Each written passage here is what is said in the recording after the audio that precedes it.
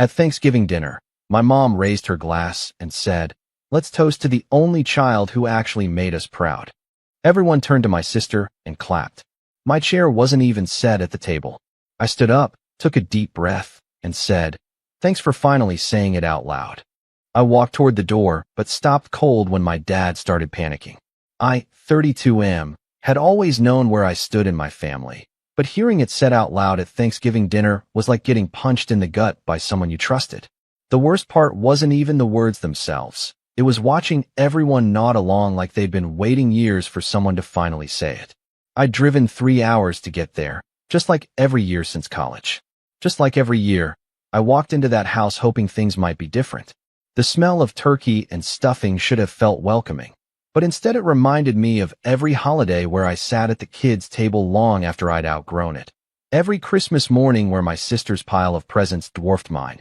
Every birthday where the celebration felt like an afterthought. My sister had arrived the day before with her husband and 2 kids. She'd been the golden child since birth, valedictorian, full scholarship to an Ivy League school, married a doctor, gave them the grandchildren they'd always wanted. I was the accident that came 5 years later, the one who struggled through community college, the one who worked in IT instead of having a real career, the one who was still single at 32 because apparently I hadn't figured out how to be lovable. When I walked into the dining room, I immediately noticed something was wrong. The table was set for 8 people, but there were 9 of us. I counted again. My parents, my sister and her family of 4, my uncle who always came alone, and me. 9 people, 8 place settings. I asked Mom where I was supposed to sit, trying to keep my voice light. She looked flustered for a moment, then suggested I could grab a chair from the kitchen and squeeze in somewhere. My sister was already seated at what used to be my usual spot, bouncing her youngest on her lap, while her husband carved the turkey like he owned the place. The kitchen chair I brought over didn't match the dining set. It was lower, wobblier, and made me feel like I was 12 years old again, begging to sit with the adults. But I squeezed in between my uncle and the wall, my knees bumping against the table leg every time I tried to adjust. Dinner conversation flowed around me like I wasn't there. My sister talked about her promotion at the law firm. Her husband discussed his latest research publication, and my parents hung on every word. When my uncle asked what I'd been up to, I mentioned the promotion I'd gotten at work. Team lead for our biggest client's account, something I'd been working toward for 2 years. Dad nodded absently and immediately steered the conversation back to my sister's recent case win. Mom chimed in about how proud they were, how she'd always known she was destined for greatness. I sat there pushing stuffing around my plate, wondering why I kept coming back to this. The moment that changed everything came during dessert. Mom stood up with her wine glass, her cheeks flushed from the bottle they'd opened earlier. She cleared her throat and announced she wanted to make a toast. My sister looked pleased but surprised, probably thinking it was sweet but unnecessary. Then Mom raised her glass higher and delivered the words that would replay in my head for months afterward. She wanted to toast to the only child who had actually made them proud, she said. Her voice was warm and full of genuine affection as she looked directly at my sister. The room erupted in applause. My uncle clapped enthusiastically, my brother-in-law raised his own glass with a proud smile, and even the kids joined in because everyone else was doing it. My sister blushed and protested that it wasn't necessary, but she was glowing from the attention. I sat there with my hands in my lap, feeling like I'd been erased from existence. Not just ignored or overlooked, completely eliminated. The empty chair I wasn't given suddenly made perfect sense. I was the mistake they'd been trying to correct for 32 years. Something snapped inside me. Not anger exactly, but a kind of clarity I'd never experienced before. I stood up slowly, feeling everyone's eyes on me for the first time all evening. The clapping died down as they waited to see what I was going to do. I thanked Mom for finally saying what we'd all been thinking for years. My voice was steady, almost conversational, which seemed to unnerve everyone more than if I'd started yelling. I told them it was actually refreshing to have the truth out in the open instead of pretending we were some happy, functional family. The silence that followed was deafening. My sister's face went white, and she started to say something about how Mom didn't mean it that way. But I cut her off gently, telling her she didn't need to make excuses. We all knew exactly what Mom meant. I walked toward the front door, grabbing my jacket from the coat closet. This was it. The moment I'd been building toward my entire life without realizing it. I was finally going to stop subjecting myself to their indifference and disappointment. But then Dad's voice stopped me cold. He wasn't speaking to me. He was frantically whispering to Mom in the dining room, but his voice carried. He was asking her if she remembered what I'd told them last Christmas about the life insurance policy through my work. The one where I'd listed them as beneficiaries because I didn't have anyone else. My blood ran cold. Last December, I'd mentioned in passing that my company's life insurance policy had increased, and since I wasn't married or didn't have kids, I kept my parents as the beneficiaries. It seemed like the responsible thing to do at the time. Dad had asked a lot of questions about the payout amount, which policies were involved, whether it was tied to my employment. Now I understood why he'd been so interested, and why they'd continued inviting me to family gatherings despite clearly not wanting me there. I heard Mom shushing him, but the damage was done. My sister was asking what they were talking about, and my uncle was looking confused. The kids were getting restless, sensing the adult tension but not understanding it. I walked back into the dining room and asked Dad directly what he was worried about. The question hung in the air like smoke. He stammered something about just wanting to make sure I was okay, that maybe we'd all had too much wine and should talk about this later. But I pressed him. I asked if he was concerned about what would happen to that life insurance money if I decided to change the beneficiaries. If maybe that was why they'd been tolerating my presence at family gatherings all these years. The look that passed between my parents told me everything I needed to know. My sister was staring at them in horror, finally starting to piece together what had been happening. My uncle set down his wine glass and leaned back in his chair, watching the family drama unfold like it was a movie. I told them I had some thinking to do about a lot of things. The life insurance beneficiaries were just the beginning. There was also the matter of the loan I'd given them 3 years ago to help with their mortgage refinancing, money they'd never mentioned paying back. The down payment I'd contributed for their new car last year, presented as a family gift that apparently only went one direction. Dad started backpedaling frantically, saying I was misunderstanding everything. Mom jumped in, claiming she'd misspoken with the toast, that she was proud of both her children. But her words sounded hollow and desperate now, like she was reading from a script. I asked them a simple question. If I hadn't told them about the insurance money, would I have been invited to Thanksgiving dinner at all? The silence stretched on until it became an answer in itself. My sister finally spoke up, asking our parents if this was really why they'd been including me in family events. She looked genuinely shaken, like she was seeing them clearly for the first time. Her husband was staring at his plate, clearly uncomfortable with the whole situation. That's when I realized something that changed everything. My sister hadn't known. All these years, I'd assumed she was part of the favoritism, that she'd been consciously participating in my exclusion. But she looked as shocked as I felt. She genuinely believed our parents loved us equally, that my treatment was just coincidental or imagined. I told her I was sorry she had to find out this way. She deserved to keep believing in the version of our parents she'd grown up with. But I couldn't pretend anymore. Mom started crying then, begging me not to leave angry. She insisted she loved me, that I was important to the family. But when I asked her to name one specific thing she was proud of about me, one accomplishment, one quality, one moment where she'd felt genuine pride, she couldn't answer.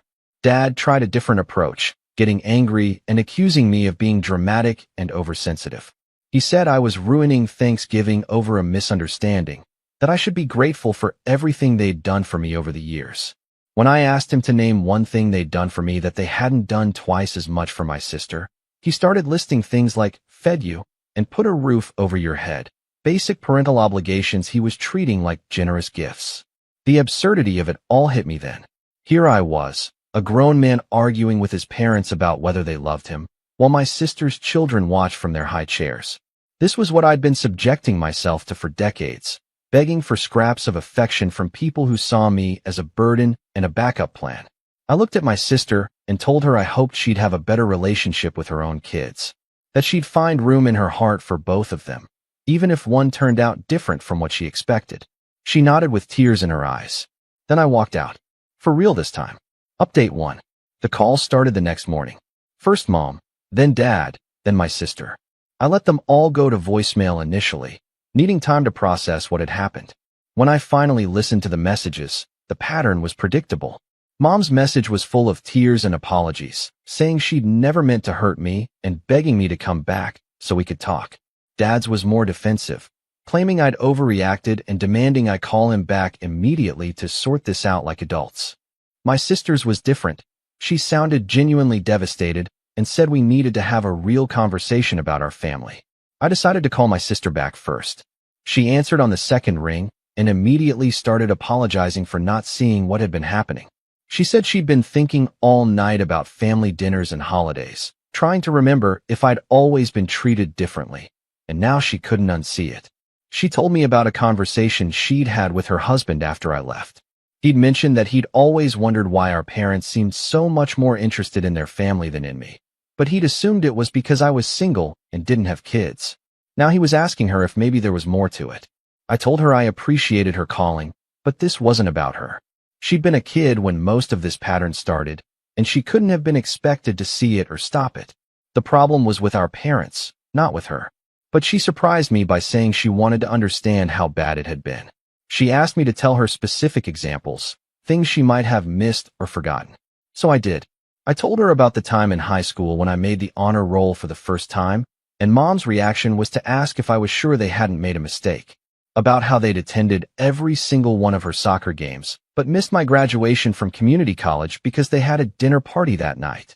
About how they'd helped her with a down payment on her first house, but told me I needed to learn financial responsibility when I asked for help with my car loan. The more I talked, the quieter she got. Finally, she said she remembered some of those things, but had always found explanations for them. She thought they were harder on me because I was the boy, or because I was younger, or because they had higher expectations for me. She'd never considered that they simply cared less. She asked what I was going to do about the life insurance. I told her I honestly didn't know. Part of me wanted to change the beneficiaries immediately, just to make a point. But another part of me realized that would be making decisions based on anger, and I needed time to think clearly. By the end of the call, she was crying again. She said she felt terrible about all the years she'd enjoyed being the favorite without questioning why I wasn't getting the same treatment. I told her that wasn't her fault. She'd been a child receiving love from her parents, which was exactly what should have happened. The problem was that they'd only had enough love for one of us. Update 2. Dad showed up at my apartment the following Tuesday. I wasn't expecting him, and seeing him standing in my doorway felt surreal. He looked older than I remembered, more fragile somehow. He asked if we could talk, and despite everything, I let him in. He started with the life insurance, which told me everything about his priorities. He wanted to know if I was planning to change the beneficiaries, and when I said I was considering it, he got agitated. He started talking about how they'd been counting on that money for their retirement, how they'd made financial decisions based on knowing it would be there. I asked him to listen to what he was saying. He was upset about potentially losing money from my death, not about the possibility that I might cut them out of my life while I was alive. The irony wasn't lost on me. He tried to backtrack, saying of course he cared about our relationship, but the life insurance conversation had made him realize how much tension there was in the family. He wanted to fix things, he said. I asked him the same question I'd asked Mom, to name one thing he was genuinely proud of about me. He thought for a long moment, then mentioned my job stability and how I'd never gotten into serious trouble, damning with faint praise, but at least it was something. Then I asked him why he thought I'd kept them as beneficiaries in the first place. He said he'd assumed it was because family was important to me. I told him he was right. Family had been the most important thing to me for 32 years. That's why it had taken me so long to admit that the feeling wasn't mutual. He got defensive again, insisting that they loved me just as much as my sister. When I asked why that love looked so different in practice, he couldn't answer. He fell back on the old explanations, that they'd treated us differently because we were different people with different needs. I told him that different treatment was fine, but different levels of care and respect weren't. I pointed out that he'd never once asked about my promotion at work, but he could recite every detail of my sister's latest case. He'd never visited my apartment before today, but he'd helped paint my sister's house last summer. The conversation went in circles for an hour. He alternated between apologizing and defending their actions, never quite admitting that there was a real problem, but also never convincing me that things would change. Finally, I told him I needed space to figure out what kind of relationship, if any, we were going to have going forward. He asked again about the life insurance before he left. I told them I'd make whatever decision felt right to me, and that decision wouldn't be based on what was financially convenient for them. The look on his face told me that wasn't the answer he'd hoped for. Update 3. 3 weeks later, I made my decision. I changed the life insurance beneficiaries to a scholarship fund for first-generation college students. It felt like the right way to honor the person I'd become despite my family, not because of them. I didn't tell them immediately. Instead, I used that time to really think about what I wanted my life to look like. I realized I'd been holding myself back in a lot of ways, making decisions based on what would make my parents proud instead of what would make me happy. I started dating someone I'd met through work, a woman I'd been interested in for months but hadn't pursued because I was too caught up in feeling unworthy of love. I signed up for the coding boot camp I'd been researching for years, finally ready to make the career change I'd been putting off. I even started seeing a therapist to work through the family issues that had been weighing me down. My sister and I had dinner the week before Christmas. She'd been calling regularly since Thanksgiving, trying to rebuild our relationship on more honest ground. She told me she'd been having her own difficult conversations with our parents, asking them directly about their different treatment of us. According to her, they were still mostly in denial, but cracks were showing. Mom had admitted that she'd always found it easier to relate to my sister, and Dad had acknowledged that they'd had higher expectations for her from the beginning. They weren't ready to admit they'd been unfair, but they were starting to see that I had reasons to be hurt. She asked if I'd consider joining them for Christmas, saying she'd make sure I had a proper place at the table and that the conversation stayed civil. I appreciated the offer, but I told her I wasn't ready. I was still figuring out who I was without the weight of their disappointment, and I needed more time. Instead, I spent Christmas with my girlfriend's family. They welcomed me warmly, asked genuine questions about my life, and treated me like someone worth knowing. It was the best holiday I'd had in years. On New Year's Eve, I finally called my parents. I told them I'd changed the life insurance beneficiaries and that I wouldn't be coming to family gatherings for the foreseeable future. Mom cried, Dad got angry, but I stayed calm. I told them that if they ever genuinely wanted a relationship with me, not my money or my sense of family obligation, but actually me, they knew how to reach me. I also told them I hoped they'd learn to see my sister as a whole person, not just a trophy for their successful parenting. She deserved parents who loved her for who she was, not just for what she'd accomplished. The conversation was shorter than I'd expected. There wasn't much left to say. It's been 6 months now, and I'm doing better than I have in years. My career is taking off, my relationship is solid, and I've built a chosen family of friends who actually care about me. My sister and I talk regularly, and she's been working on setting better boundaries with our parents too. I still sometimes wonder if I'll regret cutting them off so completely. But then I remember that Thanksgiving dinner, sitting in a mismatched chair while they toasted to their only worthwhile child, and I know I made the right choice. Some families are worth fighting for. Others, you're better off without.